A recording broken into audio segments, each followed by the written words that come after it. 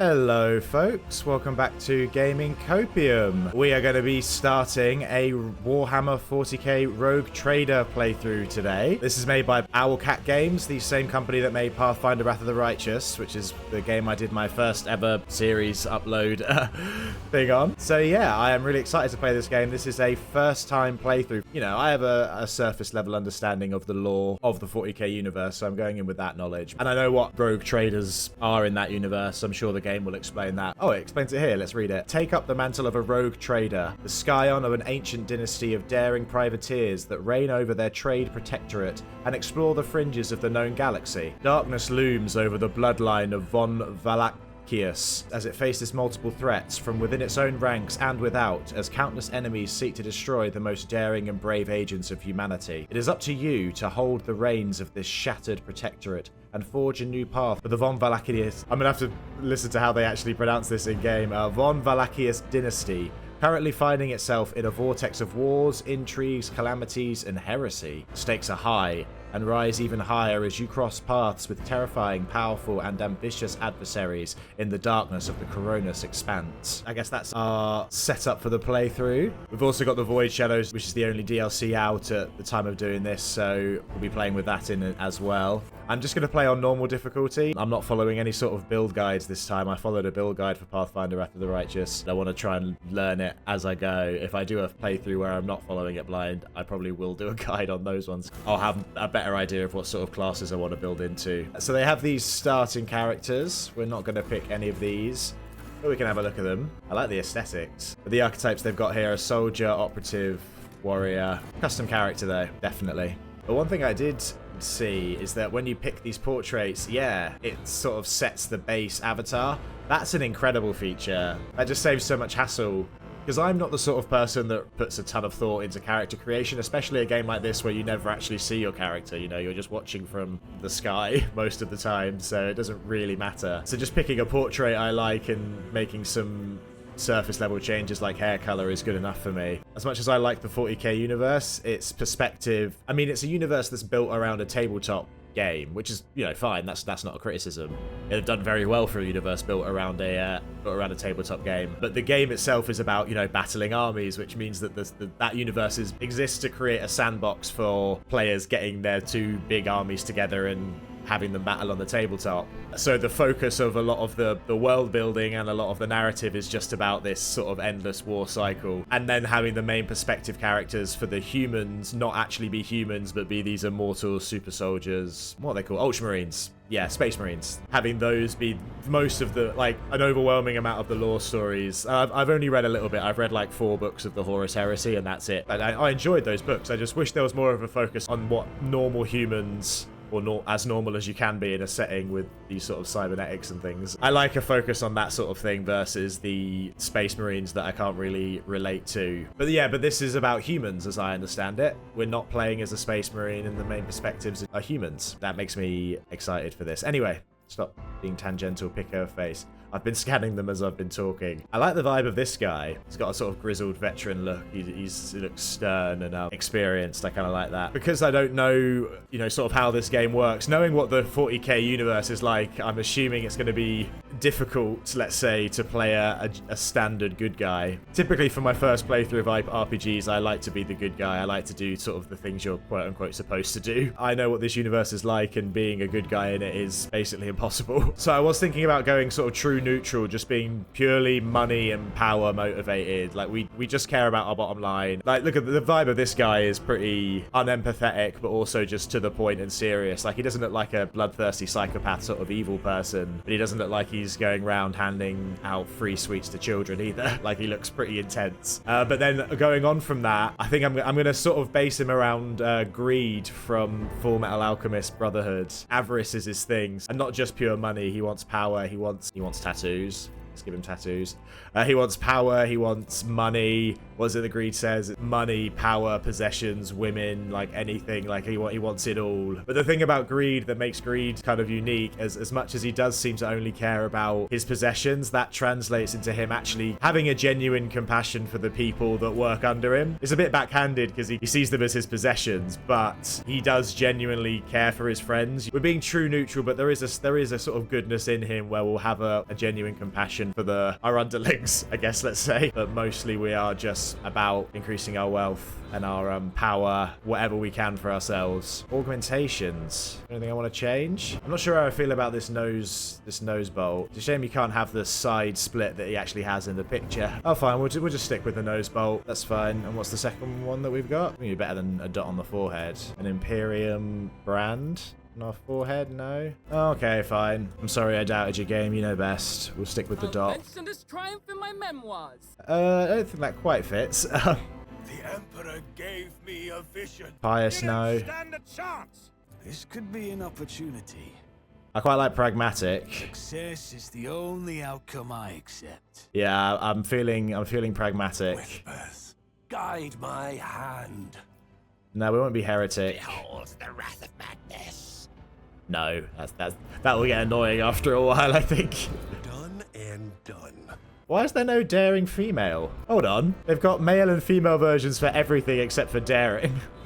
Why? It's like, oh yeah, no, females just aren't daring. A daring female voice, that's unheard of. Let's go pragmatic. What sort of homeworld do we want? I think we're going to go for Hive World. A Hive World's population is so dense that great swaths of the surface of the world are frequently covered in gargantuan cities, bejeweled with towering spires that pierce the atmosphere. Hive worlds are vital to the welfare of the Imperium and are the beating heart of its economy and war machine. They produce munitions for the Emperor's armies in vast manufactories, mine valuable materials and refine fuel for the Imperial Navy. Innumerable regiments of the Astara Militarum are raised from their massive populations as well. So this gives us strength in numbers, a 1+ fellowship bonus over 2, resolve if there are 3 or more allies or enemies in a 3-cell radius. So we benefit from having people around, which I think leans into the role-playing that I just said about we're greedy, but we value our people more than anything else. So I like this. Being good at persuasion and coercion sounds fun as well. Have a bonus to fellowship, agility, a negative to willpower. So we're not going to be doing psychics. What's it called? Psionics or whatever it's called in this. We also get camaraderie. Can pass willpower resistance checks using their fellowship value instead. So that's good. If a Hive World character has melee superiority against the enemy, the effect is increased by +10. If an enemy has melee superiority against a Hive World character, the effect is decreased by -10. So whatever melee superiority is. In melee combat, any target surrounded by more allies than enemies receives a +10. So it's being flanked. Yeah, okay. So we want to be flanking people. Weapon personalization. All ranged weapons dealing physical damage have +1 damage. Oh, that's nice. So maybe we'll build into what this guy looks like. He's got a pistol in his belt and a sword. We'll try and have that as our weapon set. Why not? In a Hive World character starts their turn adjacent to an ally character, that Hive World character gains +2 movement points. Nice. Yeah, I'm happy with this. We'll go with Hive World then. Origin. Okay, at first I thought this would be a simple choice because I saw Crime Lord and then I read Crime Lord and the description. I'm like, yeah, that is greed to a T. And also, I mean, look at that coat. Look at that collar. The downside of this was it doesn't really lean into... it's all about perception and intelligence, it seems. Whereas our home world gives us fellowship. But then I read Noble. And now Noble, I'm more tempted to do for this. For one, it goes into fellowship and intelligence, coercion and persuasion. But also this does kind of fit greed as well, because as much as greed is a rebel, he is also very narcissistic and he has a superiority complex. Like in that show, as one of the 7, deadly sins, he thinks he's better than humans, and that's why he views his subordinates or his quote-unquote friends, like he still thinks he's above them because he's more powerful. So yeah, and also I like this ability. So yeah, we're going to go with Noble, I think. The high nobility of the Imperium are an enormously privileged and powerful elite, a breed apart from the common masses they rule. You grew into adulthood upon a pedestal of affluence and grandeur that towered high above the common masses. You expected their obedience and lived upon the fruits of their toil, surrendered to your family in solemn fealty. So this would fit with our homeworld origin. We grew up on a Hive world. Our family would be in the penthouse, wouldn't it? But we can be a noble, but we could be a rebellious noble, can't we? Like, we can roleplay it that way. Like, we might be a nobility, but we're not going to be loyal to the laws of the empire or the sort of religious stuff. We're not bound to the rule of law in this universe. Anyway, sorry, tangent again. You serve me. The noble assigns one ally who will become their servant until the end of combat. Anytime the noble's abilities, hopefully that goes with the passive ability of us, you know, giving movement points and things like that. We can see if that's how it works. The servant gets a +5 bonus to all characteristics until the start of the noble's next turn. Anytime the servant attacks a target that the noble dealt damage to last turn, the servant gains bonus to critical hit chance against the target. So like that, at the start of every combat, we're just going to be like, oi, you, stick with me, you're my bodyguard this fight, protect me. Yeah, so anyway, we're going to go noble. Triumph. Oh, okay, so this is like an achievement that we've made. Okay, Apex of Brilliance. Your strong presence and persuasiveness stopped a feudal war between neighboring systems. You were named planetary governor and survived, having made useful connections on both sides of the law. Illustrious glory sounds good,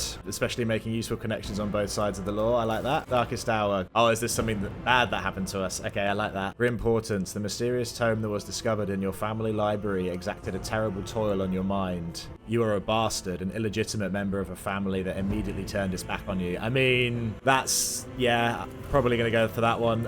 Or Shadow of Torment. You were kidnapped for ransom and your captors mistreated you up until the moment you were released. Now, Brand of Shame. In lieu of knowing anything about this game, like I can't mid-max like a build because I'm not following any guides or anything. I'm playing strictly for role-playing purposes.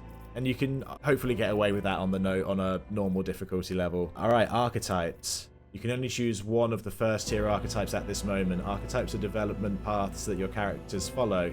Each archetype encapsulates a unique set of skills and expertise and represents a specific combat specialization. From the frontline warrior to the indispensable leader, preferring to command from the rear. Choose who you want to be in the grim dark future of Warhammer 40,000 Rogue Trader. 40,000.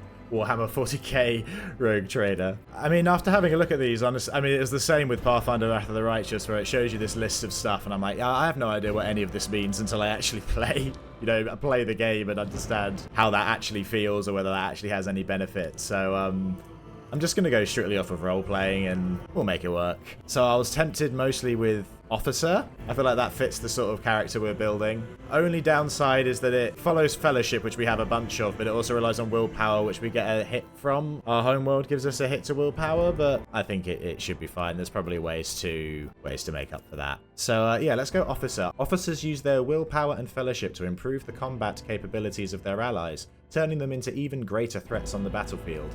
Core focus, extra turns, sounds good. Single target buffs, rescuing allies, and momentum. Okay, characteristics. Available points 30. This is one of those things where I have no idea, like, should I just dump all of these into 1 point? Fellowship and willpower are two class stats, aren't they? High Fellowship will help a character find a way to approach a gathering of unsociable servants or to effortlessly make deals with treacherous merchants. Okay, they're put in increments of 5. Oh, and the max we can put in is 2. We'll put 2 into each of these. We'll get our willpower up so it's not terrible. Let's just put it so it's not in like a negative. Because we also have that thing that means our Fellowship bonus. Yeah, camaraderie. So we don't need the willpower for our resistance either, do we? I don't think we need to worry too much about willpower. We'll just put 1 point in there. Intelligence helps with weapon attack. So if I think I'm going to maybe have him be specialized with like a pistol. So that's a non-burst range attack, I'm assuming. Strength is about melee skill. Toughness is about sort of resistance. Because with things like this, you typically don't want to spread stuff too far. You end up weaker than you'd hope. Yeah, we'll definitely put some points into ballistic skills, seeing as I've been talking about using ranged attacks. Maybe our sword will just be for show. It's a dress weapon. Let's take the points out of intelligence and put them into perception. I don't know. This could be absolutely awful build. This could be okay. I have no idea. Usually games like this give you a chance to respec. So if it's that bad, we can change it. You know what? I never actually read over what the abilities of the officers were. It says keystone features, bring it down. The officer immediately grants an ally an extra turn with 2 AP and no movement. If this ally is under the effect of voice of command and kills an enemy before the end of the officer's turn, the ally gains a 1-time additional Fellowship bonus to momentum. This ability cannot be used on the same ally more than once per round. And then voice of command. The officer forces an ally to fully push themselves, increasing their characteristics by a Fellowship bonus for 1 round. Has a range of any distance. And then we get ultimate abilities as well, which I'm assuming is level up stuff. Okay, we'll see about all that later. Void ships. So we've got a Sword class frigate or a Firestorm class frigate. Yeah, there's something a bit grander, I think, about the Firestorm class. We'll go for this one. I have settled on Shield of Avarice. This is the reference to Greed. So not only does he go on about avarice, but he has his, quote, ultimate shield. I didn't intend to talk this much about Full Metal Alchemist already, and I'm not going to bring it up anymore. I've moved on from it now. Got out of my system. So yeah, the Shield of Avarice. Ignatius. I actually kind of like Ignatius, but we're not going to call ourselves Ignatius. We are going to call ourselves Manithis. I like our like animal skin throw, spiky extra coat. It's a pretty badass look. Oh, I'm excited. It's always fun diving into one of these. It's probably going to take hundreds of hours. Let's apply.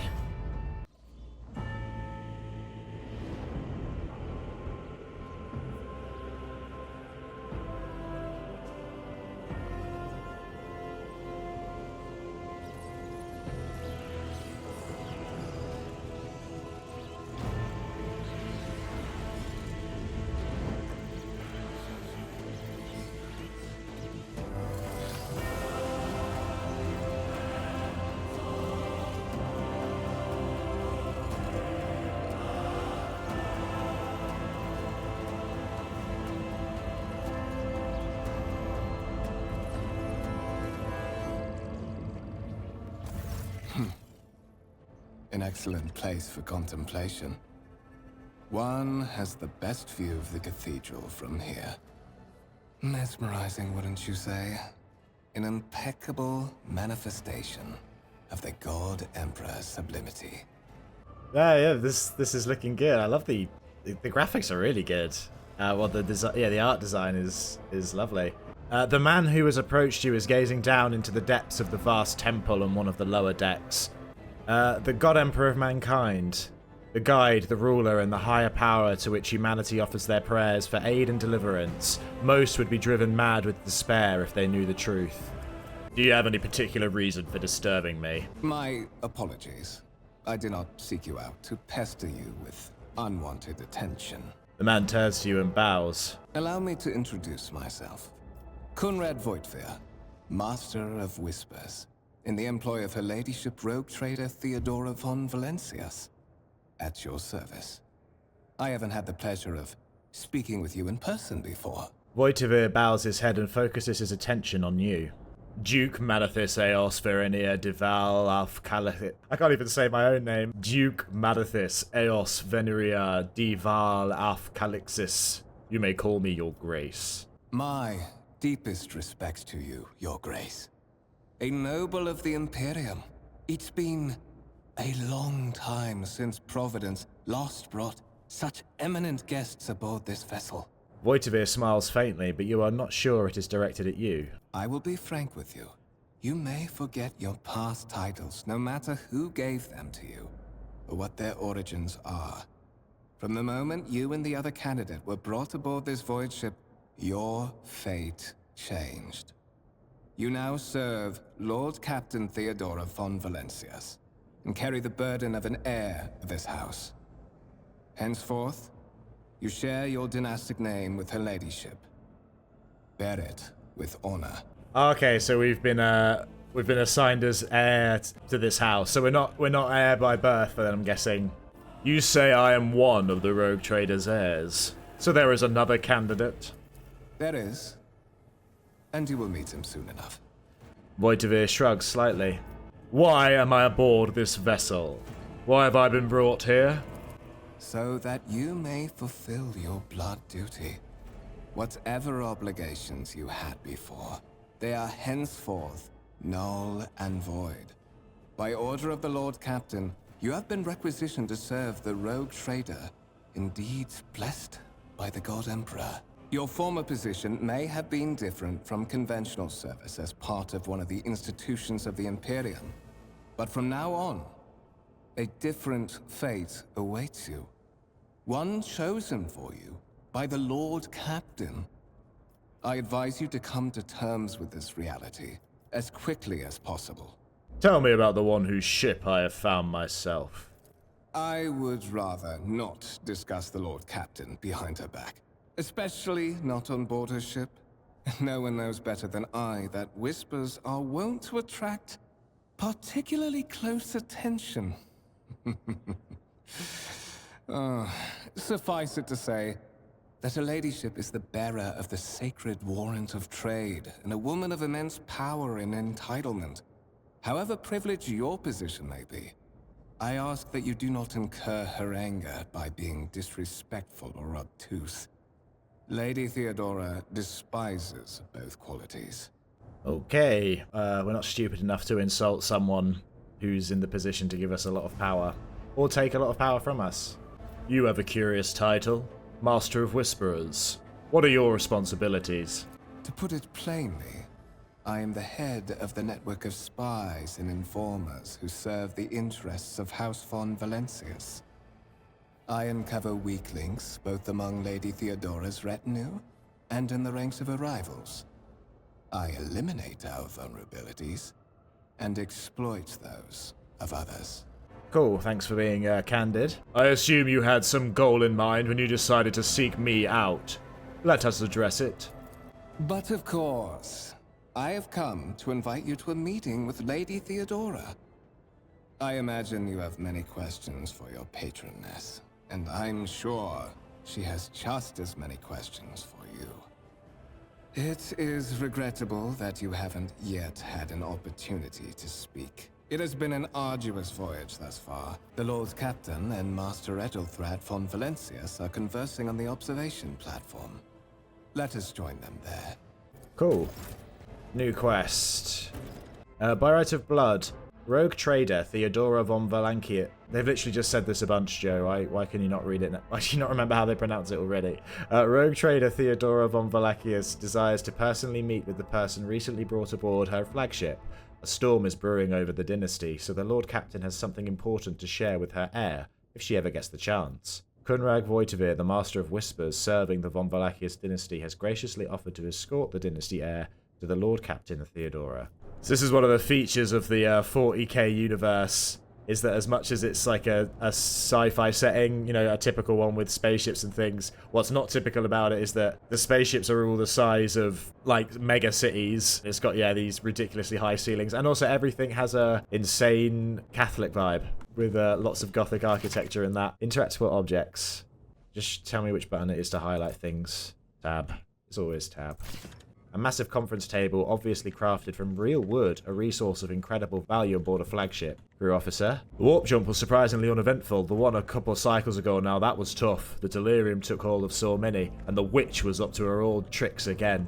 Oh, I've missed having to do voices. I don't know, is this game fully voiced in the dialogue anyway? The crew member is hard at work, bowing his head in fear and avoiding even looking at you. Good. I always have a backup plan. Technomat. Lay people interfering in the operation of the sacred mechanisms disturbs the machine spirits. In the name of the Omnissiah, refrain from any further profane acts. Okay, sorry. Yeah, the tech people, I'm sure we'll learn more about them as we go, but they view technology as a religion. Engineers are priests. Yeah, Engiseer. Glory to the Omnissiah, giver of knowledge. Show the data on the vid screen. The sacred mechanisms has been interfered with without due reverence. The duration of the data processing cycle has been tripled. Oh god, I'm sorry. I was just pressing buttons. A techliny for machine placidity is required. Vox casting is initiate the consecration of you. I can't say all these words. Unduance and the preparation of something. Oh, we're a noble. We don't waste our time talking to these peons. There's Comrade. Let's go.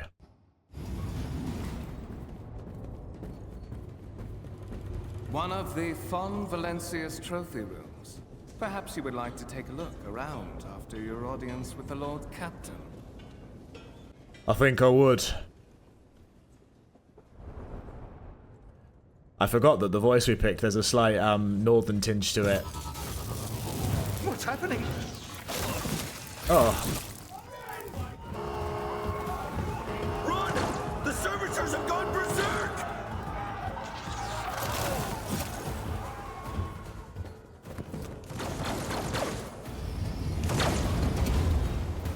Is this how you normally greet your guests? Start battle.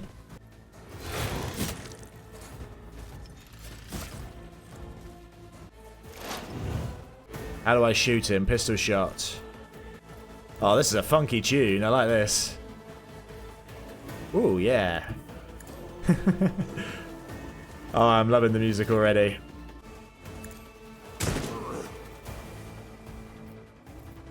So we did a shot. Oh, so this is where action points are. Yeah, we still got 3. We can just only do that once per turn. We can use you serve me though. On it. Comrade, you serve me. You're my servant now. Use voice of command as well. Oh, okay. Not available. End turn, sure.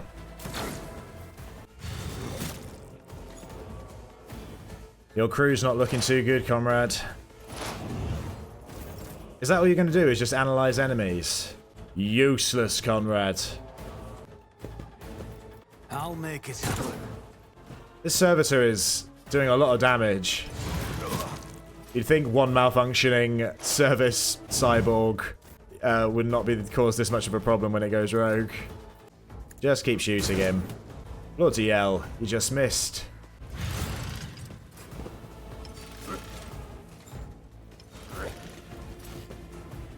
He's got a lot of attacks. Death to the heretics! Attack denial. Characters with melee weapons block adjacent enemies' ability to perform attacks with ranged weapons. Pistols and shotguns are an exception to this rule, which can be fired at point-blank range. That's good. So it's I like that we have a pistol then. Means we can still shoot it. Lovely. Headshot. I can scarcely believe it. Suspiciously poor timing for such an accident. Yeah. Servitors malfunction on the officer's deck at exactly the same moment when the rogue trader and her heirs are gathered here.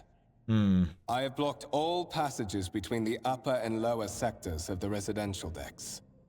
If this is a deliberate attack, it should stop the culprits from advancing their plan. Without taking his eyes off the bodies on the floor, Voidveer removes the Voxcaster from his belt and speaks a few quick orders into the device. Then he turns to you.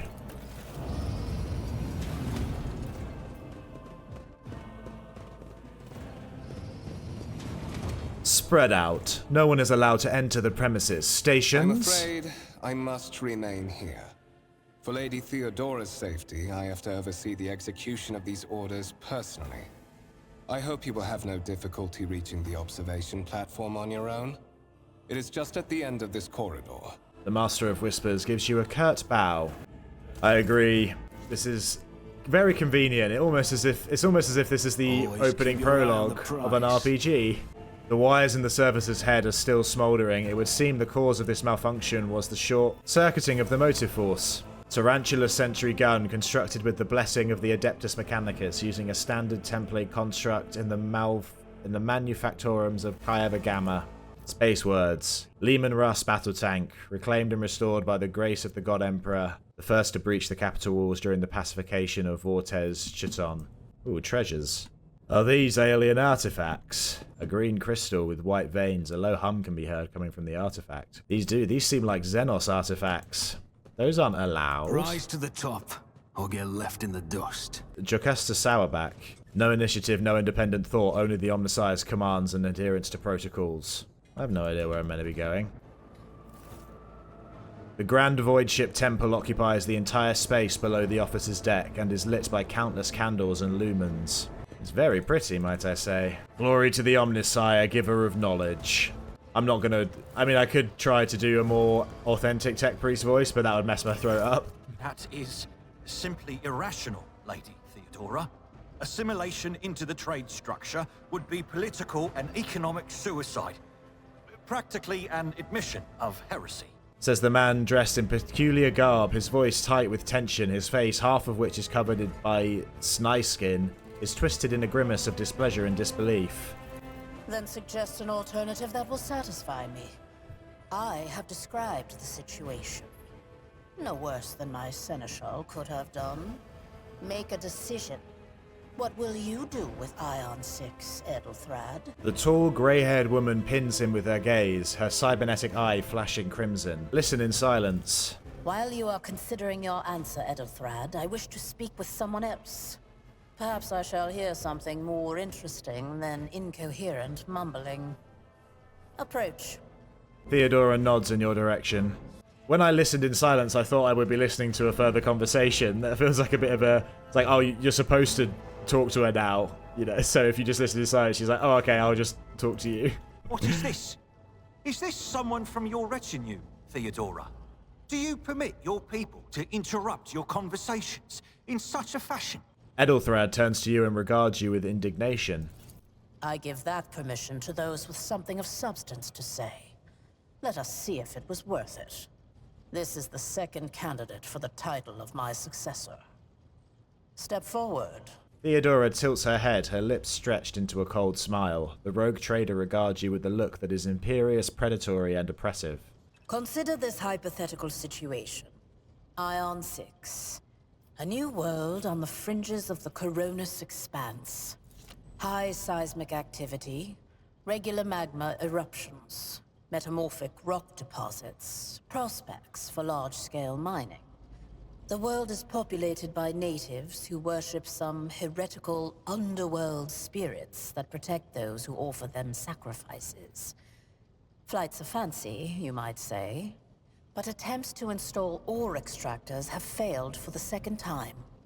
The mining crew sent to the planet's surface simply vanished overnight. My question to you is, what would you do with this poisoned treasure? Well, if it's a treasure, it's worth something. We passed some passive checks, but I'm not going to go with either of those, I don't think. Yeah, we'll go for this one. These reports of spirits certainly sound like evidence of heresy. However, I would put my interests first. No matter what means I would have to use, the riches of Aeon 6 would be mine. Yes. Now I see the blood of the dynasty in your veins. Greed disguised as pride and vanity. What say you to that, Ethelthred? There is an answer that is quite different from yours, isn't it? I like you, Theodora. We clearly have the same interests. Perhaps I have not yet acquainted myself with all the intricacies of serving on the frontier. But my loyalty to the God Emperor forbids even a shadow of such thoughts.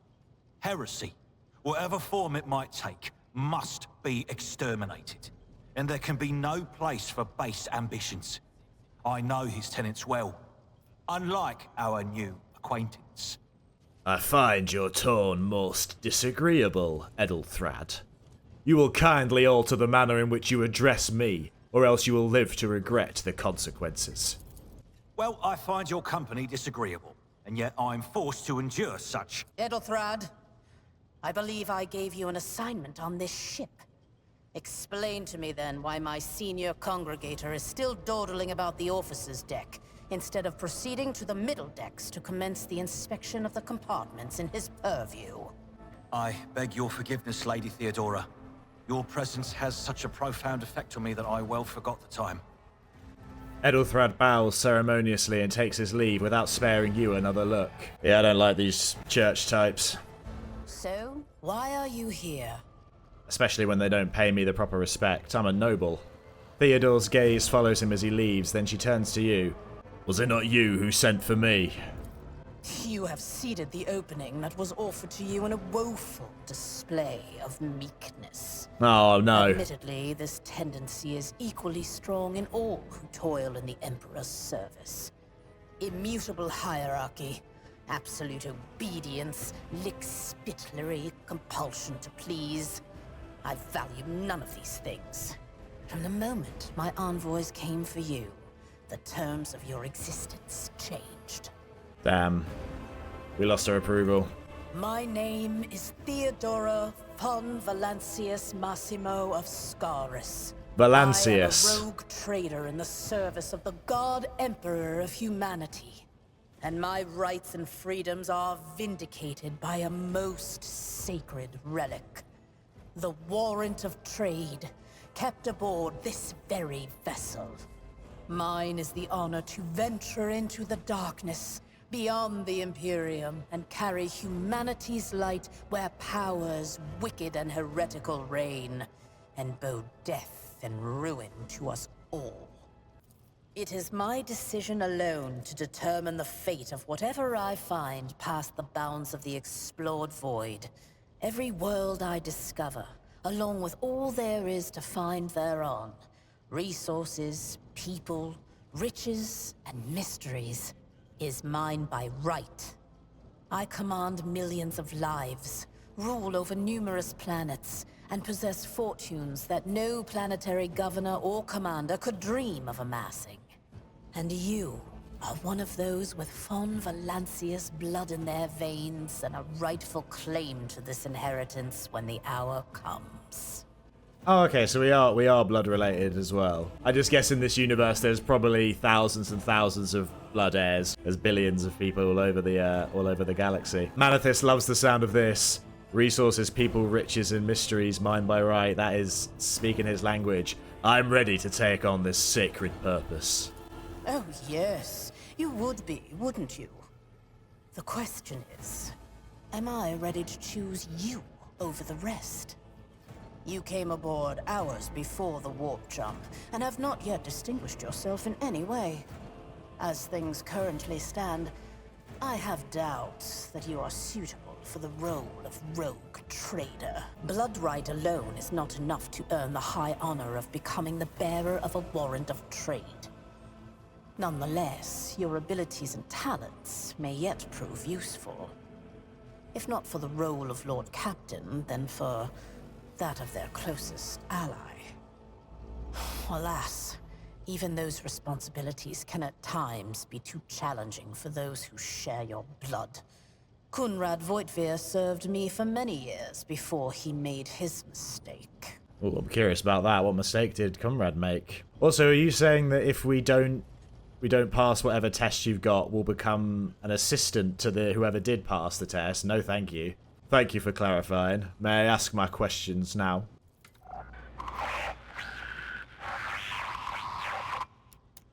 I have some time before the navigator gives the signal to initiate the void ship's translation out of the warp, and my presence is required on the bridge. The Vox affixed to Theodora's attire suddenly comes to life, but all you can hear is unintelligible noise. Theodora winces, shuts off the transmission, and gives you an imperious nod.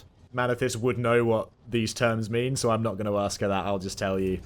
So the way that space travel works in the 40k universe, it's kind of like magic, basically. So ships jump into the warp, which is kind of like hell. Well, yeah, we can see here the warp, an alternate dimension of pure energy and madness existing as a mirror to real space, also known as the Immaterium, the Empyrean, the Aether, the Sea of Souls, or warp space. So ships can go into warp, and then when they're in the warp, the way they navigate is that you have a navigator, a sanctioned noble mutant whose genes allow them to safely guide a warp-capable void ship through the warp. They have an eye on their forehead. The reason why people view the Emperor as a god is he's technically dead. He's like a corpse who's kind of being kept alive on this big mechanical throne. He's basically just firing out this constant beam of psychic energy into the warp that acts as a lighthouse that navigators can use to navigate the warp, basically. So that's how spaceship travel works in this universe. Gracious Lord Captain, surely there are ways I can prove myself a worthy heir. You can start by not asking questions of this sort. I have no need for sycophants. Okay. I will draw my conclusions when an opportunity to prove yourself arises. As for when you will be granted that opportunity, only the God Emperor knows. Yeah, I need to stop following my instincts. I'm coming across as desperate. An incident took place on the officer's deck. Some servitors went berserk and attacked the crew. Is that so? Perhaps the technomats were careless during maintenance. Or it could be the warp playing tricks on us in spite of the Gellerfield. Or perhaps there is something to all the stories about the ship being possessed after all. Lady Theodora, for the God Emperor's sake, surely you do not intend to start repeating idle rumors spread about by uneducated riffraff. Oh, you seem like a ton of fun. The grey-haired officer gives the rogue trader a look of cautious disapproval. Enough, Abelard. Such hearsay amuses me. Idira eagerly retells me everything she learns from the whispers of her unseen advisors. This ship is thousands of years old, It has enough hidden nooks, malfunctioning cogitators, and unused compartments to make ignorant folks speak of specters dwelling inside the bulkheads and plotting against those who yet live. I'm sure that will come up later then. You don't plant the seed of a haunted ship if you're not going to use that. Where is your ship headed? The Owlcat system, the domain of rogue trader Winterscale, one of my peers and rivals. Besides me, 2 other rogue traders exist in the Coronis Expanse, and each of them possesses resources comparable to mine. Perhaps you will one day assist House von Valancius in surpassing both of them in affluence and splendor. I set the course for Owlcat on the demand for a very specific reason. Perhaps I shall yet apprise you of the purpose for this voyage, but now is not the time. Theodora grimaces. I have no more questions. In that case, I shall head to...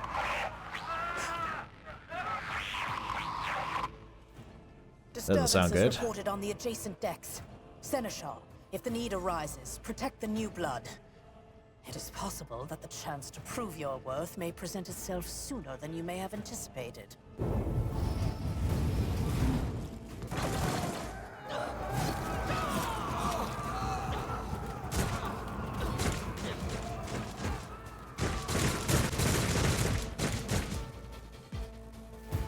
I must say, Theodora, I am not impressed by what I'm seeing on your ship so far. This is the bridge. Where do these bandits come from? For now.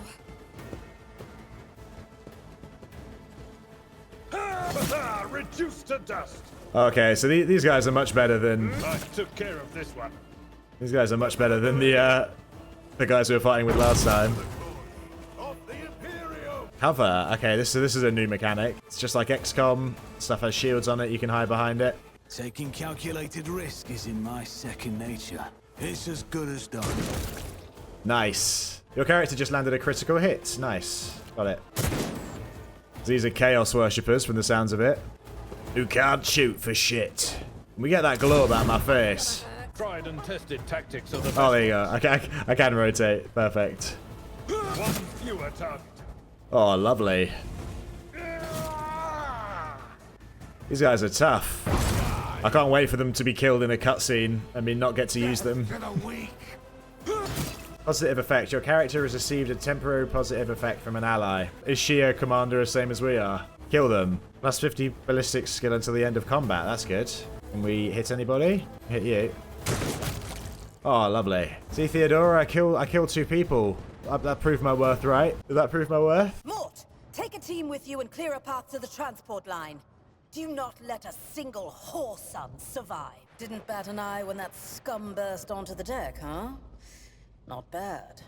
I have seen many an officer who panicked at the sight of combat on the upper decks. I was a bit The surprised. sense of security offered by their position makes them that much more vulnerable to the harsh realities of warp travel. So does this just happen in the warp? Bandits just show up on the officer's deck. She looks at the Vox in her hand. All you can hear is lifeless static. What is happening? From what we have seen, I can speculate that we are dealing with some variety of madness induced by warp travel. Such episodes are not uncommon among voidsmen who have found themselves outside the boundaries of real space, though such episodes seldom spill onto other decks. The Sensual is astonishingly calm for someone who just survived a sudden attack. Oh, the casters are not working, or have been sabotaged. Either the warp is toying with us, or someone went to great lengths to cut the ship's communications. I will need a direct channel to the engine seer prime before I can get a sense of what we are up against. Whatever it may be, keep your weapons at the ready. I imagine it will be some time before we no longer need them. The incident with the rampaging servitors may be connected to what is transpiring now. Possibly. Quite likely. We will investigate at a later time. Right now, we need to isolate the affected compartments and try to assess the situation. What are your orders? Mort has gone on ahead to clear a path for us.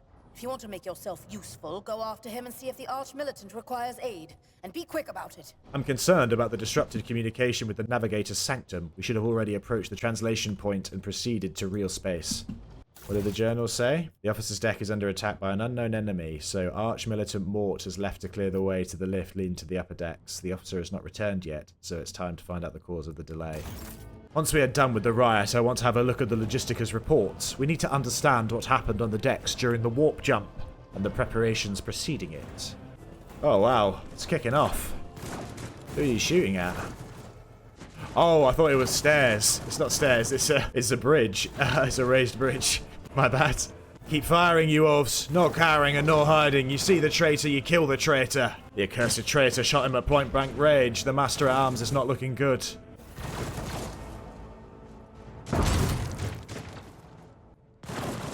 Some aid coming from behind. Thank Providence you are alive and well. Oh, it's Conrad. Conrad Voitvir lets out a sigh of relief upon seeing you.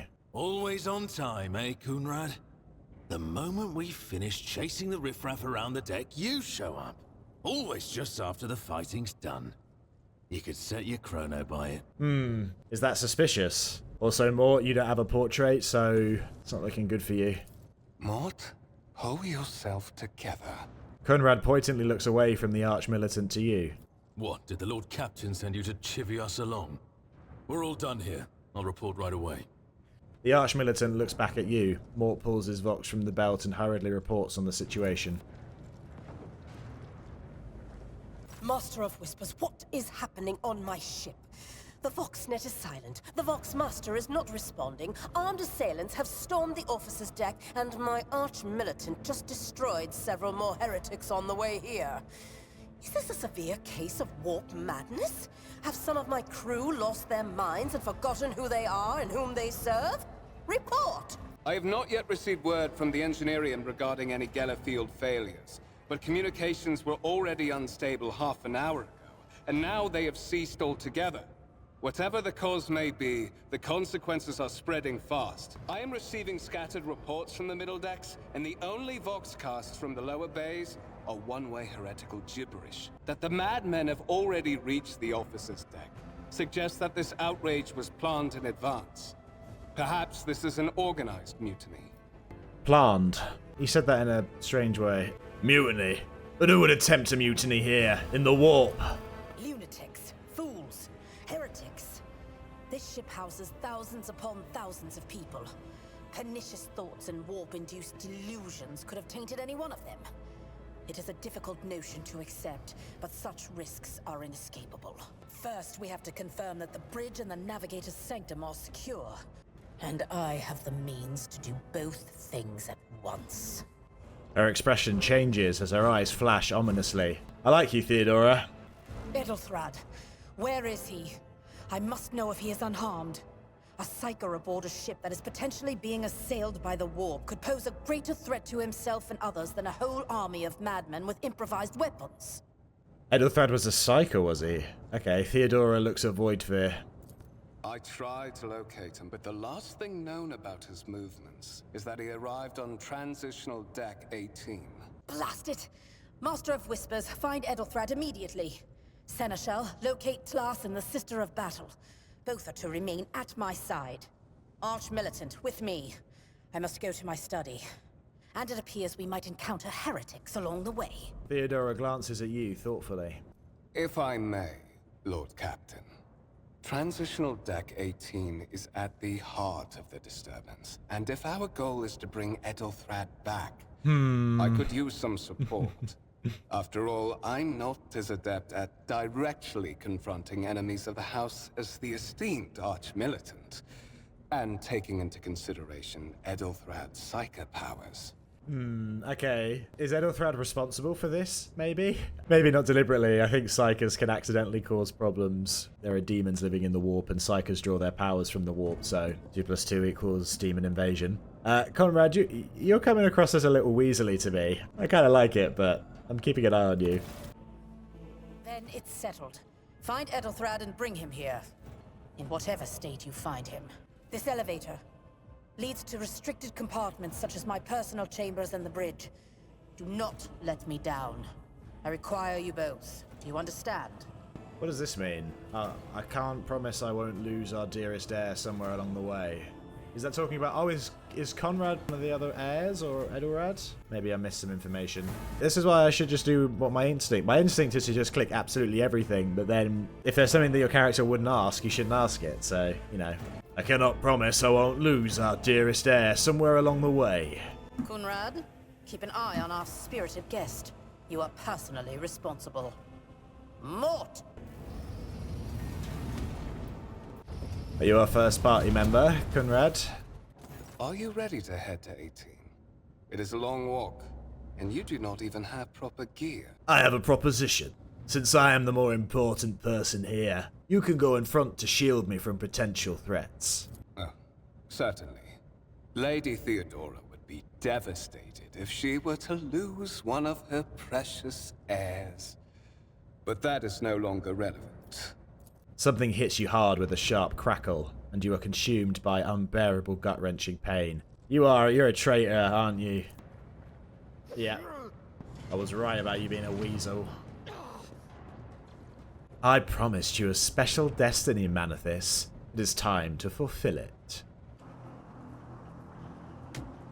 Hey, that wasn't necessary. Careful, careful. Be gentle with our guest. He has an important mission to complete during our visit to the Warrant Chamber. And for that, I need him breathing. Oh, you are back with us, I see. Delightful. Oh, I just saw... So Edelthrad was the other heir. So when I went in, I thought he was like someone working for...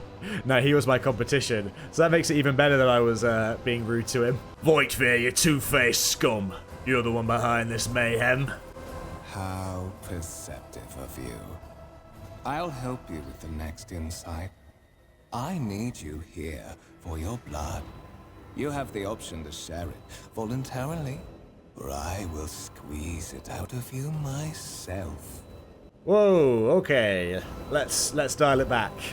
We are in the anteroom of the Warrant Chamber, this void ship's most hallowed vault. There, beyond those gates, lies the relic that gives Theodora all of her power. The sacred Warrant of Trade. Only one obstacle remains on my path to obtaining it. The gates of the chamber are guarded by the Sentinel, an ancient device that will only open the door to a true heir of the dynasty. I expected to do this part myself, but never mind. You will offer your blood to the Sentinel. What is it, inbred? Is your blood too thin for the Sentinel?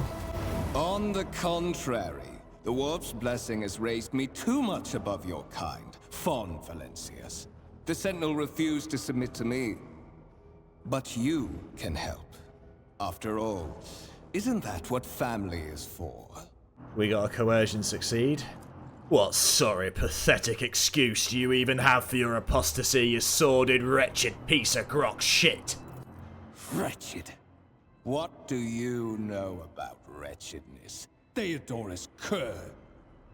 Are you hoping to buy a grain of her indulgence with your blind loyalty? Oh, I know this delusion. But thank the gods it no longer has power over me. Humanity can rot. I no longer serve mortal kind. Something, either your tone or the venomous words, throws Comrade off for a moment, as hateful fury blazes from beneath the mask of cold professional. Once my work is done, I'll make that pompous wench von Valancius watch as I sacrifice her entire dynasty and commit their fate to the gods. And you will be the instrument by which I will accomplish this righteous act. Voigtveer hesitates for a second and then produces a strange weapon, a blade without a handle that shimmers blue in the light. The blade flashes in the dim light, and drops of blood appear on your palm. For a brief moment you feel nauseous, your head is spinning, and then quiet whispers begin to flood your mind. More and more sourceless voices echo each other over, drowning out your own thoughts, replacing them with a singular urge. Go to the gate. Get out! I am not your puppet! The voices in your head giggle and mock your desperate outcry. You feel this intruding influence forcing you onto your feet and making you take a step toward the gates looming in the center of the chamber. Damn it all. In the gateway arch, you see a cognitor with a human likeness built into the front panel. As you approach, the torso twitches slightly. This is a servitor, an obedient automaton created from a lobotomized human being. I'm not going to brush over that. If you're not really thinking about it, it just sounds like, oh yeah, sci-fi words. But no, this is a human being who's essentially been turned into a mindless slave, just to open a door. That's what kind of universe this is. The Sentinel turns its head to you, one of its eye sockets lighting up with two ember-like irises. Examine the device. Success. You carefully inspect the design of the gate, Cognitor. What immediately catches your eye is the strange alloy that was used as material for the machine's components, some of which are unfamiliar to you. You suspect this might be some kind of archaeotech relic. The servitor on the gate begins to move. With the screeching and groaning of metal, it leans forward closer to you. Its lower jaw opens with a drawn-out shriek, much wider than the jaw of a living human could. The servitor's mouth is filled with sharp metallic fangs that glint in the dim light. The vid screen to the right of you lights up, showing strings of mysterious symbols on a green background. A whisper runs through your consciousness, insisting, demanding, sacrifice. The voices that filled your head after Voidfear wounded you with his blade did not go away. On the contrary, their source coiled itself into a tight knot somewhere in the depths of your mind. Look for anything that could be used as a weapon. You look around in hopes of finding at least something that could work as a weapon. Your search is in vain. The chamber anteroom is completely empty and in perfect working condition, nary a broken panel or a protruding piece of rebar in sight. Look back. Did you forget something? I suggest you hurry. The servitor looks noticeably different from the ones you are used to. Its skin covering is stitched together with copper thread, and its metal hinges in place of the standard joints. It seems that the creators of the Sentinel did everything to ensure that the serving life of this unit would be much longer than that of an ordinary automaton. Well, I guess we got no choice. Place your hand into the Sentinel's maw. The Sentinel's jaw clamps around your hand, puncturing your skin and sinking into your flesh. A few dark drops fall into the servitor's throat, and immediately you hear humming as the servo monitors start up and the pumps stir into motion. The vid screen of the Cognitor flickers. Several long minutes pass, the Sentinel's jaws remain closed, and you are beginning to feel sick. Perhaps if you were to lean against the gate, you could catch your breath. Maybe even close your eyes and pretend none of this ever happened. High levels of caustic humus. The subject is in a state of heightened stress. Do you require assistance? You do not understand where this quiet voice is coming from, crackling like static. Is it the Sentinel? The Cognigator? Is it a figment of your weary mind? Whichever it is, you can clearly hear every word. Yes, I do require assistance. Pain shoots through your head and subsides just as quickly. It would seem the entity coiled in your consciousness does not have the ability to do you any real harm. Request accepted. Initiating defense protocol. Ah, this door is smarter than you. Right there.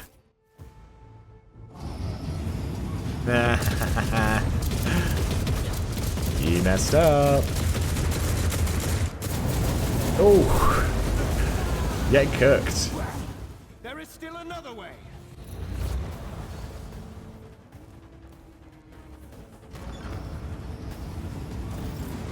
The Warrant Chamber has opened its doors for the Dynasty heir. It is time to make sure the Sacred Warrant of Trade is safe. I don't know, maybe it should be time to chase the guy behind all this? No? The enormous gates match the importance of the thing they protect. The massive doors are made of heavy metal and look impregnable. Manithis might be thinking, yeah, this is the perfect opportunity to swipe that thing for myself. Let it be known that by my will and by the true words of this document, I appoint this person to be the bearer of the Warrant of Trade, and bestow to be the paragon of humanity unbroken by adversary, to walk bravely first into darkness, to unite and reclaim what was lost, to triumph over nightmares untold, to hold boldly the reins of fate, to walk steadily the road of thorns, through pain to greatness. Escort the child of the house to safety. The servo skull creaking gradually turns into comprehensible words. I need a weapon. I am utterly defenseless. Distance from the current location to the nearest arsenal. Initiating situational calculations. The servo skull goes silent, its relays clicking. Second after second passes, and you realise that the servo skull will not answer you. What madness is happening here? Who are you? Who addresses me? Temporary obnubilation following acute stress. Mobile unit of the Warrant Sentinel standing by. Are you the Warrant Sentinel? Mobile unit of the Warrant Sentinel, designed as a personal escort of the child of the house and a means of communicating with the rogue trader's subjects. I need to contact someone, preferably Theodora. Voxcast frequencies disrupted. Initiating setup. Establishing connection. Voxmaster, restore communication with the navigator's sanctum. I am trying to contact the bridge. If anyone can hear me on this frequency, regroup all available forces and head to the upper decks at once. I repeat, regroup all available forces and head... In place of the mechanical screeching, the Servo Skull's Vox projects the voice of Theodora von Valancius, her distorted and ridden with static, yet still recognizable beyond a doubt. Communication protocols breached. Signal latency assessment unavailable. Unable to establish two-way connection. Lead me away from here. Middle and upper decks. Assuming the probability of safe placement in areas of concentration of armed units. Calculating. To prevent unauthorized units from breaching the Warrant Chamber, preemptive sealing must be initiated.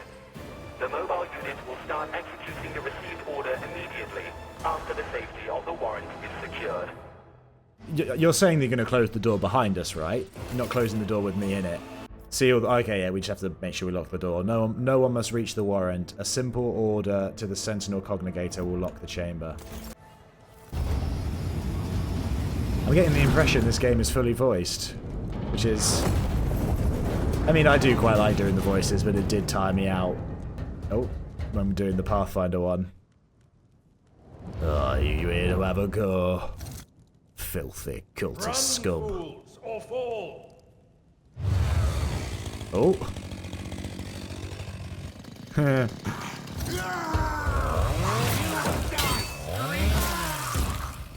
Hello. Master. Oh, it's Abelard. Abelard. Whatever are you doing in the Warrant Chamber? How did you... Throne preserve me. What is the meaning of this? Seneschal Abelard Wurserian has lost some of his former polish. His forehead is sweating, and one of the sleeves of his coat is torn and soaked through with blood. Nonetheless, despite his heavy breathing, he stands firm, and his gaze is demanding. Albeit somewhat surprised, he surveys the carnage around him, his brow furrows, and he places a hand on his weapon. Conrad Voidveer is a traitor. When we parted ways on the officer's deck, he stunned me somehow and brought me here. What? The Seneschal's eyes widen. He intended to take revenge on Theodora for something, and trying to reach the warrant was somehow part of that plan. No, actually, I'm going to say the second one. He was talking about a blood sacrifice. He is clearly serving the unholy gods of the warp. Serving the gods of the warp? Kunrad is a heretic. Oh, Voidveer, you void rat. Madness. And this mutiny is likewise his doing, no doubt. Voidveer openly admitted he was the mastermind behind the mutiny. Saint's blood! Then it is small wonder that the heretics are so well organized. I thought his order to seal the passages between decks was his attempt to stop the attackers from spreading to other levels. But now I see the real reason. Yeah. It was to stop the enforcers from intervening. He played you. At least you are alive, and now safe, Master. Alas, I doubt we can afford to look for a compartment to sit out this disaster. You're in a bad way. I can treat your wounds. I have a Medicaid kit. And, for the love of the throne, now is not a good time to be walking around the decks without means of self-defense. And your weapon. Stub revolver, a sword, armored body glove, and a medkit. Thank you. Character has suffered an injury after being attacked by Conrad. Injuries reduce the character's resolve. When a character initially suffers an injury, it is considered a fresh injury during the first 3 rounds.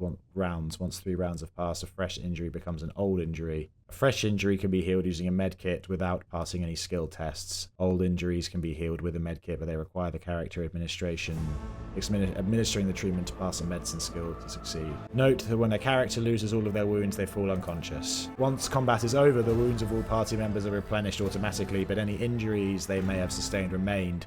Those can be healed with a medkit. Medkits can only be used by characters with the field medic feature. Yep, Abelard can do that. Great. Yeah, we want a stub revolver. Oh, we can have a gun and a sword is a badass look. games that let you have either ranged or melee weapons very rarely let you have both at once, and it always annoys me because it's such a cool look to me. It's like in RPGs when you're playing as a wizard, you can't have a wizard holding a staff and a sword at the same time, even though the OG wizard that everybody bases their wizards off is Gandalf, and he does that. It's like, come on, just let my wizard have a staff in one hand and a sword in the other. It's such a cool look. Okay, how do I use the medkit? This There you wound go. will make a fine scar. That is a noticeable improvement. Now you're prepared for the trials ahead. The lower decks are teeming with heretics instigating the rabble to revolt. But that is the least of our problems. The ship's enforcers are rounding up the scoundrels and suppressing the resistance. The situation on the middle decks is much worse, although strike teams have already been dispatched there. All communication with the bridge and the engineering bay was lost. So, apart from scattered voxcasts, we have no information to go on. Sounds like things are bad. But that is not the worst of it all. Oh no. All these jolts and shaking are most alarming. These are signs that the navigator and the master helmsman are having difficulty translating the ship out of the warp and into real space. I fear that they may have already lost control. We must reach the navigator's sanctum and get a handle on the situation. If we can manage that, some aboard this vessel may yet survive. I heard one of Theodora's voxcasts. Lady Theodora's. Which one? The last one I received was about the navigator's sanctum, and that was a good while ago. In any case, let us hope that the Lord Captain is well and safely in charge of the ship's defense. In the meantime, we must do all we can to prevent the ship from veering off course. How did you find me? You sent me a Vox message. Specifically, a Voxcast on the officer's frequency, which I had the good fortune to receive. You mean to say you did no such thing? I don't think so. I think the Warrant Sentinel may have sent that message. It appeared when I opened the chamber. Warrant Sentinel? The Lord Captain barely ever ventures down to the chamber, and I was at her side only once or twice when she did. And I did not see anything of the sort. No? That because we're the protagonist? He looks at the servo skull floating next to you. The Warrant Chamber is an ancient and rather sacred mechanism that the ship's tech priests treat with the utmost reverence. I assume that whatever it is that you did, you must have activated certain processes and caused the Sentinel to awaken. But then, why did none of it happen when Lady Theodora did the same? He frowns. What exactly has gone wrong with the translation? I am no helmsman. Or, God Emperor preserve me, navigator. However, I've spent my entire life aboard void ships equipped with warp drives, and I know that portents such as these do not bode well. It could be that the Gellerfield has faltered. Perhaps the navigator was struck down by warp corruption and is fighting for the last shreds of his humanity as we speak. Don't say that. I think we'd be stuck if we lost our navigator, right? If we get thrown off course, Yeah. we will be forever lost in the war. Naturally, we would likely not have long to live in that scenario. But I will not resign myself to such an outcome just yet. The navigator's sanctum. Very well. Will you lead the way? Absolutely. Let us proceed. To arms, loyal sons and daughters of the God Emperor! Fight the heresy and corruption that threatens to consume our home, and with all your might, destroy those who have dared! A wave of static suddenly erupts from the servo skull, and you can make out Theodora's words through the noise. The Lord Captain is calling her crew to battle, which means the Vox networks are set up for broadcast transmission, not message exchange. Splendid. While the rogue trader inspires proper resolve to fight in her subjects, you and I shall prove that her trust in us is well deserved. Onward! The Seneschal's eyes light up and he smiles with grim determination. To the dark powers. Oh, wow. I love that. Cultists still just run in like, ruinous powers, serve the ruinous powers. Everything off to the dark powers. Combat begins with a tactical phase, during which characters cannot attack or take other actions, but may try to take up advantageous positions. Also, it's like a character placement. Well, Abelard, you seem like a melee guy. Let's just try putting you both forward.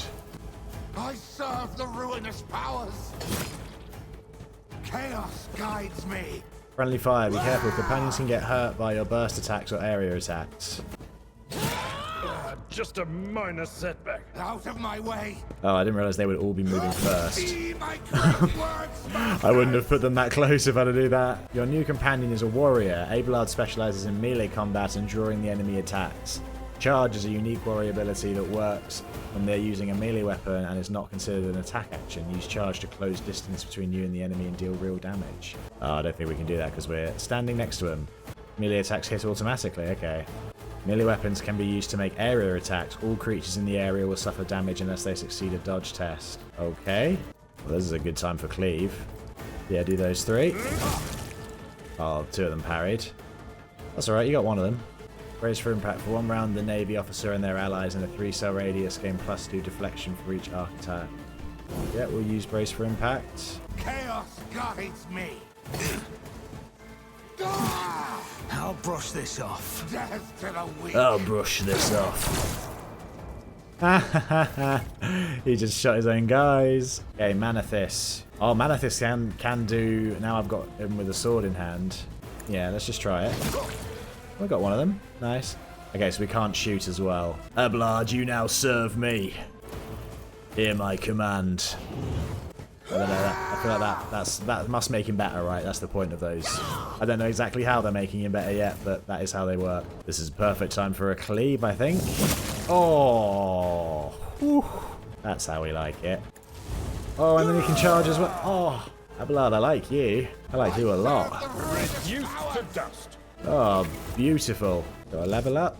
Oh, do you know what? Earlier I thought I was about to say, oh, it looks like this isn't going to be one of those games where you loot every single enemy all the time. I was wrong. In combat, a character may need to use different kinds of weapons. Open your inventory and prepare different weapon sets. We can do that. Or the other set can just be 2 swords. We could do that. We could do, yeah, dual pistols and then dual swords. We'll maybe try that out later, but at the moment I like the pistol one-hand sword in the other. Abelard, you've got your chain sword. You're doing fine, aren't you? Let's look at level up. 1 rank available, so I guess we can level up in this until we get to level 16. This is already less overwhelming than Pathfinder Wrath of the Righteous. I mean, I love it. I think it's a feature, not a bug, but that is overwhelming when it comes to character creation. Available skills. At this archetype rank, it is possible to increase character skills. The higher the ability score, the easier it will be to pass corresponding skill tests. Commerce, persuasion. Yeah, sure, let's go commerce. Nice. Feel like a fairly mild level up, but that's fine. We'll do athletics. Oh, we can change our formation around here too. Perfect. There's a phallic formation. Yeah, we'll definitely put Abelard up front.